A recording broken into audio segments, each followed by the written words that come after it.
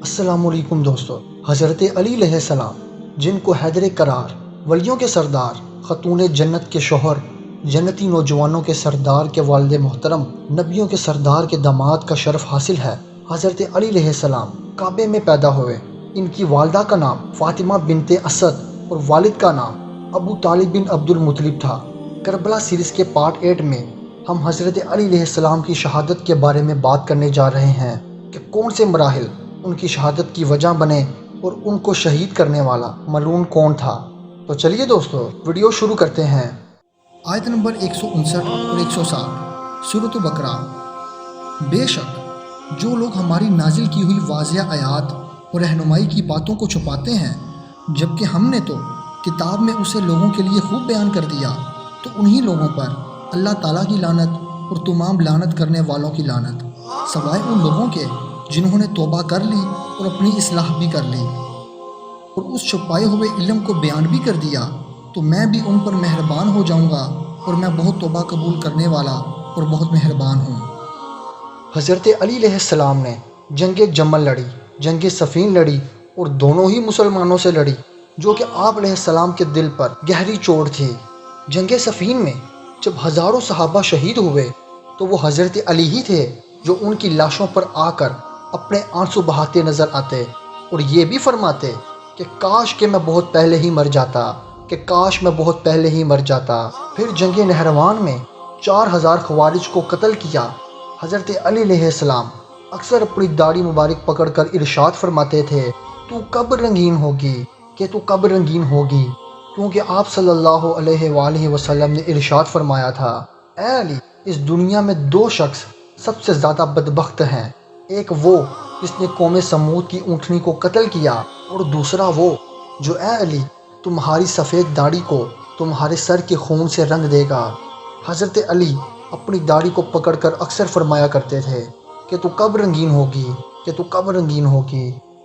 19 رمضان کی رات حضرت علی علیہ السلام کوفے کی مسجد میں پہنچے تو جو لوگ مسجد میں سوئے ہوئے تھے آپ نے انہیں جگایا، اور ان میں آپ کا قاتل عبد الرحمن ابن ملجم بھی تھا۔ حضرت علی نے سب کو متوجہ کر کے ارشاد فرمایا، اے لوگو، اپنی نیند سے بیدار ہو جاؤ، اللہ کو فجر کے وقت اپنے گھر میں سونا پسند نہیں۔ آپ نے مزید فرمایا، اے لوگو، اٹھو اور اپنے فعل کو انجام دو۔ یہ کہہ کر آپ محراب کی طرف چل پڑے۔ حضرت علی علیہ السلام نے جب اذان دی تو کوفے کی گلیوں میں کوہرام برپا ہو گیا۔ آپ کی اذان میں وہ تاثر تھا، گویا یوں لگتا تھا کہ یہ آپ کی آخری اذان اور آخری نماز ثابت ہونے والی ہے۔ لوگوں نے مسجد کا رخ کیا اور بعد اذان حضرت علی علیہ السلام عبادت کے لیے مصلی پر پہنچے۔ نماز فجر شروع کی، آپ کے پیچھے آپ کے صحابہ نے نماز کی نیت کی اور آپ نے اللہ اکبر کی تکبیر کے ساتھ نماز کا آغاز کر دیا۔ آپ کے پیچھے ہی آپ کا قاتل عبد الرحمن ابن ملجم تھا۔ آپ نے قیام، رکوع اور جیسے ہی سجدے میں گئے تو عبد الرحمن ابن ملجم جو اپنے ساتھ زہر میں ڈوبی ہوئی تلوار لایا تھا، اس نے وہ تلوار نکالی، اور آپ جیسے ہی سجدے میں گئے تھے تو ملعون ملجم نے آپ کے سر پر تلوار سے وار کر دیا۔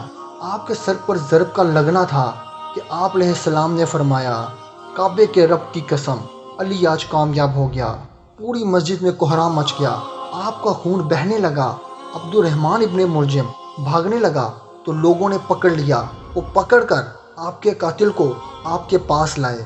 جب عبد الرحمن ابن ملجم نے آپ علیہ السلام کو دیکھا تو کہنے لگا، علی تو نہیں بچ سکتا، میں نے 70 دنوں تک اپنی تلوار کو زہر میں ڈبوئے رکھا، تو نہیں بچ سکتا۔ اس نے یہ جملے کئی بار دہرائے۔ آپ کے کئی صحابہ آپ کے لیے پانی لائے تو کوئی شہد کا شربت لے کر آیا۔ آپ نے اپنے قاتل کی طرف دیکھا اور اس کی آنکھوں میں موت کے خوف کو پایا۔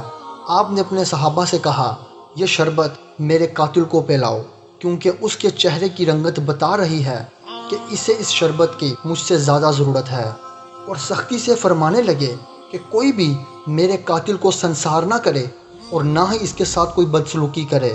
اگر میں اس زخم کی وجہ سے شہید ہو جاؤں تو میرے قاتل کو صرف ایک ضرب لگانا، اس پر تشدد نہ کرنا، اور اگر یہ ایک ضرب لگانے سے قتل نہ ہو تو اسے چھوڑ دینا، آزاد کر دینا۔ اگر یہ اسی ایک ضرب کی وجہ سے مر جائے تو اس کی لاش کی بے حرمتی نہ کرنا، اس کے لیے غسل و کفن کا اہتمام کرنا، اس کے جسم کے حصے نہ کاٹنا، کیونکہ اللہ کو یہ پسند نہیں کہ مردہ انسان کے جسم کے حصے کاٹے جائیں۔ آپ نے اپنی داڑھی مبارک جو کہ سر کے خون سے بھر چکی تھی پکڑی اور فرمایا، کعبے کے رب کی قسم، آج علی کامیاب ہو گیا۔ پھر امام حسن کی طرف رخ انور کیا اور فرمایا، حسن نماز پڑھاؤ۔ امام حسن علیہ السلام نے فجر کی نماز پڑھائی اور حضرت علی علیہ السلام کو گھر لے گئے۔ زہر کا اثر اتنا زیادہ تھا کہ آپ کے جسم میں وہ بہت تیزی سے پھیلتا چلا گیا۔ جیسے ہی 19 رمضان کی رات گزری اور 20 رمضان کا سورج طلوع ہوا تو آپ علیہ السلام نے اپنے صحابہ کو بلایا اور فرمایا، آج بھی علی تم سے کہتا ہے سوال کرو، میں اس کا جواب دوں گا۔ کچھ لوگ سوال کرتے رہے اور کچھ لوگ زیارت کرتے رہے۔ زہر کی وجہ سے آپ کا بدن پورا پیلا پڑ چکا تھا، جس سے صاف صاف ظاہر ہو رہا تھا کہ اب آپ نہیں بچ سکتے۔ آپ نے نصیحت کرتے ہوئے فرمایا، میرے بعد حسن کی بات کو ترجیح دینا اور اس کے حکم کی پیروی کرنا، اور امام حسن سے فرمایا، اے حسن، تم نانا کے صلح حدیبیہ کو یاد رکھنا، انصار کے ساتھ اچھا سلوک کرنا اور ان کو حکومتی معاملات میں لازمی شریک رکھنا۔ حضرت علی علیہ السلام بستر پر لیٹ گئے اور 21 رمضان کو حضرت علی علیہ السلام کا وصال ہو گیا، اور یوں حضرت امام حسن علیہ السلام اور امام حسین علیہ السلام یتیم ہو گئے، اور حضرت علی علیہ السلام محض 59 سال کی عمر میں دنیا فانی سے ظاہری طور پر پردہ فرما گئے۔ آخر میں اللہ سے دعا ہے کہ وہ ہمیں نیک اعمال کا اجر دے اور برائی سے دور کر کے اپنے رب کی رضا اور وحدانیت کی طرف راغب کرے۔ آمین ثم آمین۔